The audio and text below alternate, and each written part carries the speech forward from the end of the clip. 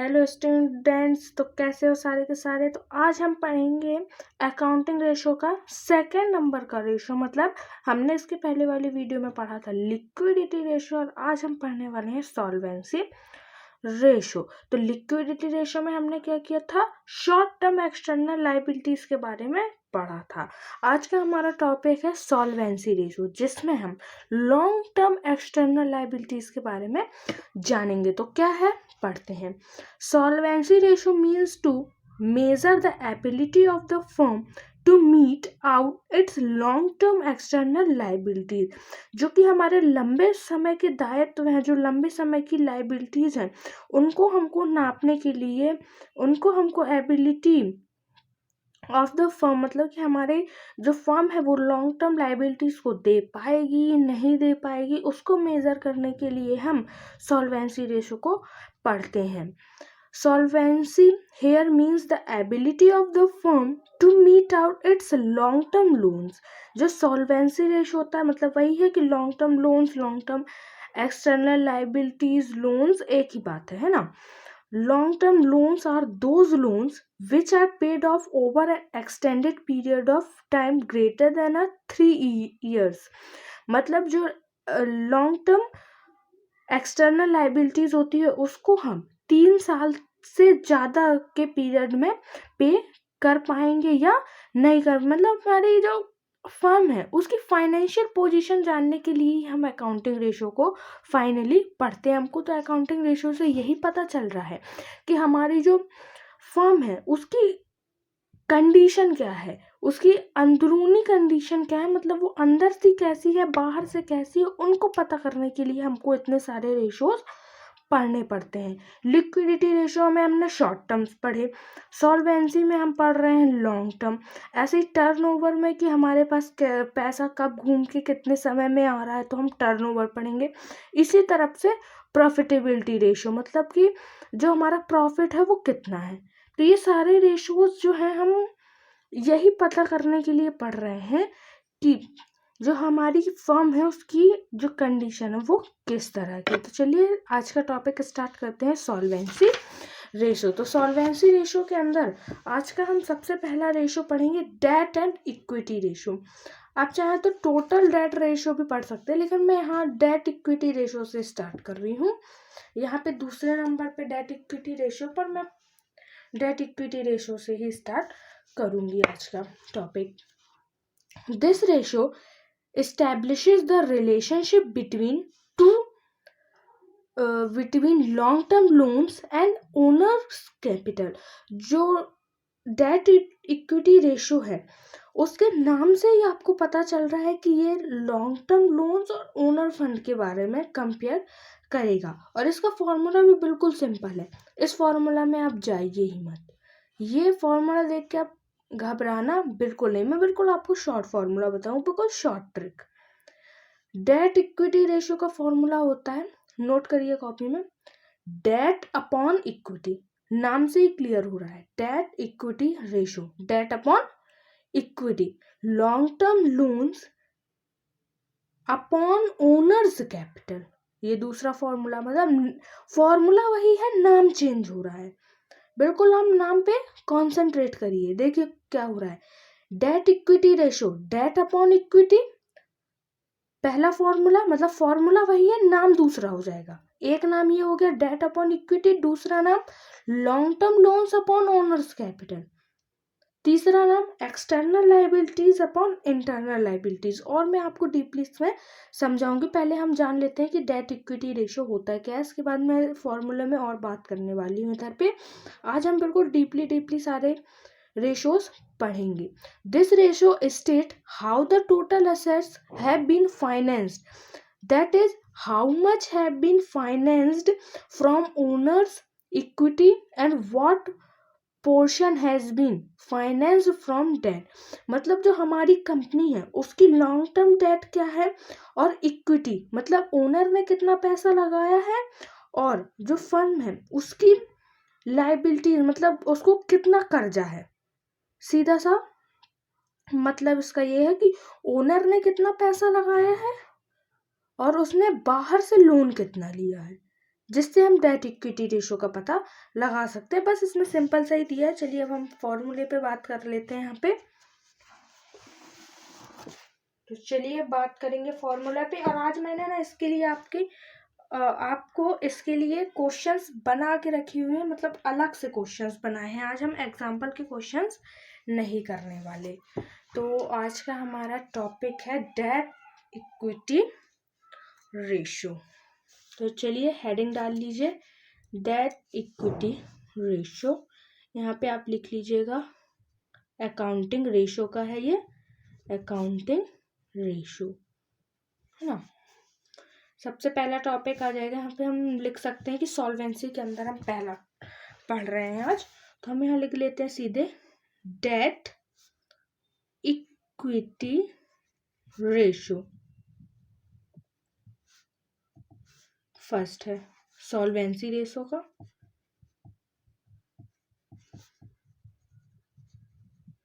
तो इसका फॉर्मूला होता है debt upon equity. Debt means long term, ये मैं उसका मीनिंग यहाँ पे लिख रही हूँ, लॉन्ग टर्म लायबिलिटीज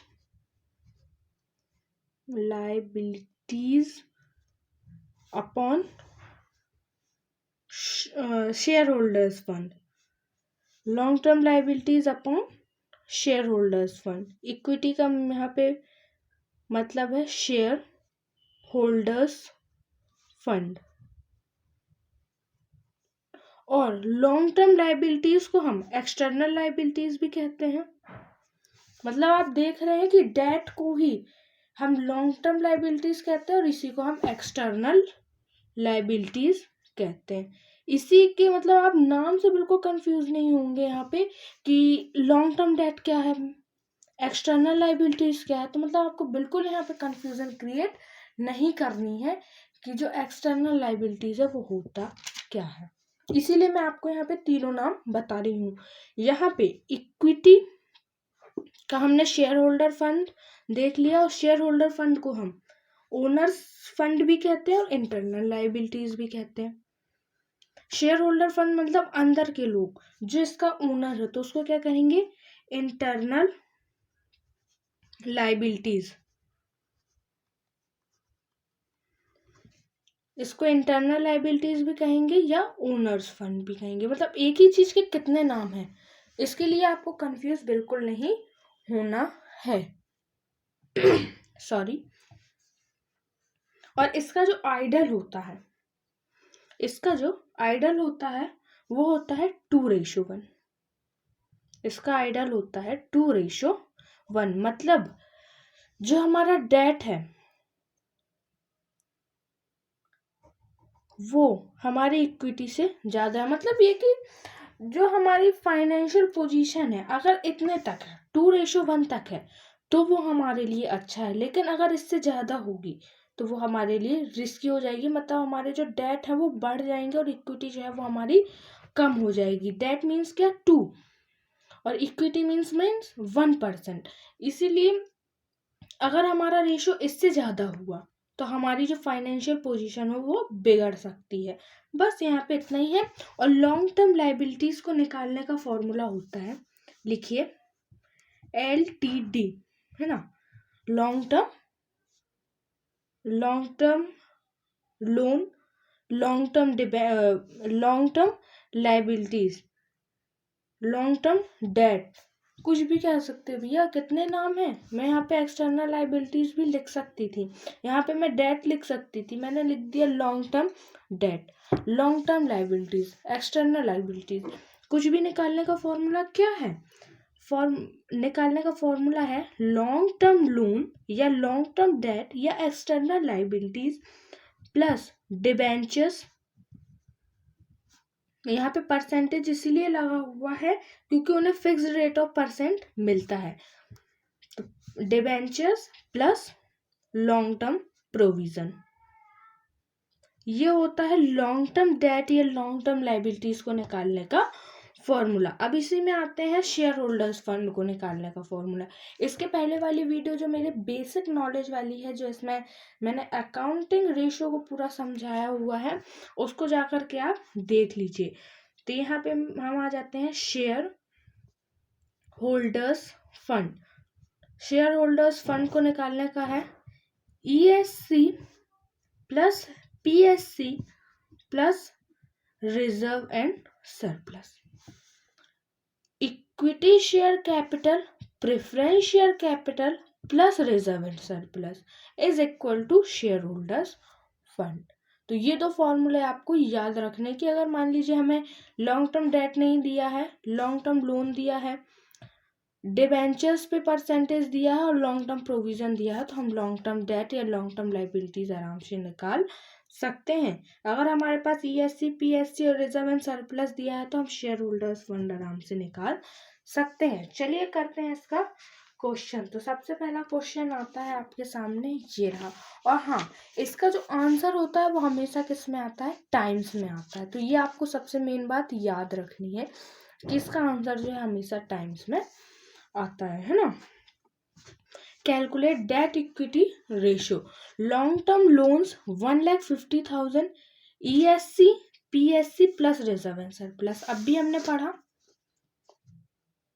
तो हमारा डेट इक्विटी रेशियो का फॉर्मूला है डेट अपॉन इक्विटी।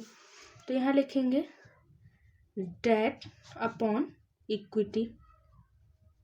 डेट को निकालने का फॉर्मूला होता है हमारा लॉन्ग टर्म लोन्स, जो कि सिंपली हमारे पास दिया हुआ है, तो लिख देंगे 1,50,000 upon ESC PSC plus reserve and surplus.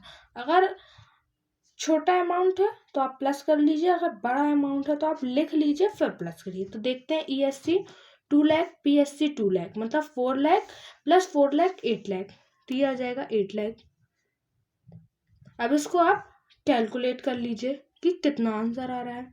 तो ये 4 0 से 4 0 कैंसिल। अब 80 से 15 चला जाएगा तो कितना बचेगा। हाँ, तो इसको हम क्या करेंगे, डिवाइड कर देंगे। तो इसका हमारा जो आंसर है वो आ जाएगा 0.1875 रेशो 1। सिंपली आपका निकल के आ गया डेट इक्विटी रेशो। बस हमको यहाँ पे शेयर होल्डर्स फंड निकालना पड़ा, जिसको हम ESC plus PSC plus reserve and surplus करके सिंपली निकाल लिए। तो हमारा डेट इक्विटी रेशो निकल के आ गया। ठीक है, अब देखते हैं दूसरा question. Calculate debt equity ratio, long term loan, long term provision. तो सबसे पहले हम लिख लेंगे डेट इक्विटी रेशियो का फॉर्मूला। तो डेट इक्विटी रेशियो का फॉर्मूला होता है डेट अपॉन इक्विटी। तो हम डेट कैसे निकालेंगे, यहाँ पे long term loan plus long term provision, और इक्विटी निकालेंगे reserve and surplus plus ESC। यहाँ पे PSC नहीं दिया हुआ है, तो इन दोनों को प्लस कीजिए। 1 lakh plus 1,50,000 is equals to 2,50,000। इसी के बाद यहाँ पे 2 लाख 2 लाख 4 लाख, 2 लाख 2 लाख 4 लाख। ये सिंपली MCQ बेस्ड आपको क्वेश्चंस आने वाले हैं, तो उतना ज़्यादा प्रॉब्लम मतलब टेंशन लेने की ज़रूरत नहीं है। और लॉन्ग में आपको इतना ज़्यादा पूछेगा नहीं, इतना हैवी आपसे पूछा नहीं जाएगा। तो सिंपली जितना मैं करा रही हूँ उतना आप करते जाइए, बिल्कुल बिना टेंशन लिए। रोज़ एक वीडियो आ रही है, रोज़ आप देखिए। कभी कभी नहीं आ पाती है, थोड़ा प्रॉब्लम की वजह से, मतलब हल्ला होता है घर पे, तो मैं वीडियो बना नहीं पाती हूँ। तो अगर जिस दिन वीडियो आती है तो आप बेल आइकन बिल्कुल ऑल पर प्रेस करके रखिए, और चैनल को अभी तक सब्सक्राइब नहीं किया तो यार सब्सक्राइब कर लीजिए। और अगर वीडियो अच्छी लग रही है, अभी तक देखिए, वीडियो अच्छी लगी तो लाइक कर दें, फॉलो कर ले हमें इंस्टाग्राम पे। अगर आपको कोई डाउट है तो वहाँ पे डाउट आप अपना पूछ सकते हो डायरेक्ट मैसेज करके, ताकि मुझे डायरेक्ट मैसेज मिल जाता है तो मैं मतलब मुझे खुशी भी होती है कि आपने मुझसे पूछा। और दूसरी बात ये कि वीडियो आपको तुरंत मिल जाती है, मतलब जब वीडियो मैं जिस टॉपिक पे बनाने वाली हूँ उसको छोड़ के मैं आपकी डाउट की पहले बना देती हूँ, ठीक है ना। और अगर आप फेसबुक चलाते हो तो फेसबुक में भी मुझे फॉलो कर सकते हैं। तो चलिए, ये छोटे सा थोड़ा मैंने जानकारी दे दी। अब बढ़ते हैं हम डेट इक्विटी रेशियो की तरफ। अब इसको आप डिवाइड कर लीजिए। तो इसको आप जब डिवाइड करेंगे तो इसका जो आपका आंसर है वो आ जाएगा 0.625:1, है ना। इसको आप भी डिवाइड करके देख लिया करना, अगर कोई गलत रहता है तो आप अपने हिसाब से सुधार लिया करना, है ना। तो यहाँ पे हमारा दूसरा क्वेश्चन भी सिंपली कंप्लीट हो गया। अब आ जाते हैं total assets to debt ratio. इसके लिए हमें सबसे पहले जानना पड़ेगा इसका फॉर्मूला। और इस वाले रेशो में मुझे भी बहुत कंफ्यूजन हुआ था जब मैं पढ़ती थी, तो मैं यहाँ पे आपको दोनों मतलब अपना कंफ्यूजन भी यहाँ पे आपको बताने वाली हूँ। तो चलिए जान लेते हैं कि क्या है कंफ्यूजन, क्या होता था कंफ्यूजन इस पे मुझे। तो कंफ्यूजन ये था, देखिए इसका नाम है total assets to, second ratio है total assets to debt ratio which is equals to total assets upon long term loans। ये इसका क्या होता है formula. Total assets means assets plus non current assets जो होती हैं उनको मिला करके हमारी जो है वो टोटल असेट्स आती है। और लॉन्ग टर्म लोन्स का आपको मैंने यहाँ पे ये पूरा फॉर्मूला ही लिखवा दिया, तो इसमें तो आपको कोई दिक्कत लेने की बात ही नहीं है। यहाँ पे बात है तो ये है आ जाएगा current CA plus NCA, current assets upon non current assets, जिससे हम टोटल असेट्स को जान सकते हैं। इससे आपको ज़्यादा क्वेश्चन वैसे आने नहीं वाले, मैं एक एक दो दो क्वेश्चन आपको सबके बताने वाली हूँ, ठीक है। और इसी का दूसरा नाम अगर हम रख दें टोटल डेट रेशो, तो इसका जो फॉर्मूला है ना वो ये हो जाता है long term debt upon total assets. आप बुक में देख सकते हैं, मैं आपको प्रूफ के साथ पूरा ये बताने वाली हूँ कि मैंने ये कैसे आपको बताया है, क्योंकि मैंने कई चैनलों में देखा है कि उनने जो फॉर्मूला है ना वो टोटल असेट्स अपन टोटल लाइबिलिटीज बताया। मैं यहाँ पे आपको दोनों चीज़ें बता रही हूँ कि किस टाइप से यहाँ पे कंफ्यूजन क्रिएट होता है ना। तो आप ये चीज़ ध्यान में रखिए, total assets upon total liabilities और टोटल डेट अपॉन टोटल क्या है long term debt upon total assets, है ना। तो देखिए जो मैंने आपको बोला था कि मैं यहाँ से स्टार्ट नहीं करने वाली हूँ आज, तो देखिए इसका नाम है टोटल डेट रेशो। तो इसका जो फॉर्मूला है वो है टोटल आउटसाइड लाइबिलिटीज मतलब long term debt upon total assets. लेकिन आपने कई चैनलों में देखा होगा कि वो आपको ये नाम बताते हैं total assets upon long term liabilities, तो मतलब इसका जो नाम है उसमें डिफरेंस है। और तो हम कहाँ पे थे कि यहाँ पे जो फॉर्मूला है वो total outside liabilities upon total assets का है। लेकिन आपको कई चैनलों में देखना मिला होगा कि total assets upon long term liabilities उन लोग फॉर्मूला बताते हैं। इसलिए मैंने आपको ये कंफ्यूजन दूर कर दिया कि इस टाइप से इसका होता है कि नाम में चेंज आया और फॉर्मूला चेंज हो जाता है। देखो total assets to debt ratio मतलब ये, और टोटल डेट रेशियो मतलब long term debt upon total asset. बिल्कुल प्रूफ के साथ बताया, मैं बिल्कुल आपको इसका स्क्रीनशॉट भी दे दूंगी, मतलब नेट से निकाल करके आपको इसका स्क्रीनशॉट मिल जाएगा, इसी में आपको वीडियो में ही मैं दे दूंगी, ठीक है ना। Calculate total assets to debt ratio, तो इसका फॉर्मूला क्या देखा हमने total assets to debt ratio. इसका फॉर्मूला है total assets upon long term loans या लॉन्ग टर्म लाइबिलिटीज। तो टोटल एसेट्स है हमारे पास अपॉन लॉन्ग टर्म लोन्स, तो टोटल एसेट्स है 4 लाख और लॉन्ग टर्म लोन्स है 1 लाख। तो इसका रेशो निकल के आ जाएगा 4:1। ये आपका निकल के आ गया long total assets to debt ratio. अब इसी के बाद है fourth question, calculate total debt ratio. तो टोटल डेट रेशो का हमारा फॉर्मूला क्या होता है long term debt upon total assets. तो लॉन्ग टर्म डेट हमारे पास क्या दी हुई है 50,000 की, तो लॉन्ग टर्म लोन या long term debt upon total assets. तो लॉन्ग टर्म लोन से हमारे पास 50,000 का और टोटल एसेट्स है 8 लाख का। और ये जो इन्वेंट्रीज और ट्रेड रिसीवेबल है इसका हमको यहाँ पे कोई काम नहीं है, हमको सिंपली टोटल एसेट्स दिया हुआ है, लॉन्ग टर्म लोन्स दिया हुआ है, तो हम इन दोनों का कोई यहाँ पे यूज़ नहीं करेंगे। आपको कंफ्यूज करने के लिए दिया हुआ हो सकता है, इसलिए मैंने आपका ऐसा क्वेश्चन रखा। तो ये आ जाएगा 8 लाख। बस डिवाइड कर दीजिए, आपका जो आंसर है वो आ जाएगा 0.0625:1। ये आपका निकल के आ गया टोटल डेट रेशो। तो आई होप कि आपको वीडियो अच्छी लगी होगी। वीडियो अच्छी लगी तो चैनल को सब्सक्राइब कर लें, वीडियो को लाइक कर दें, इंस्टाग्राम फेसबुक पेज को फॉलो कर लें।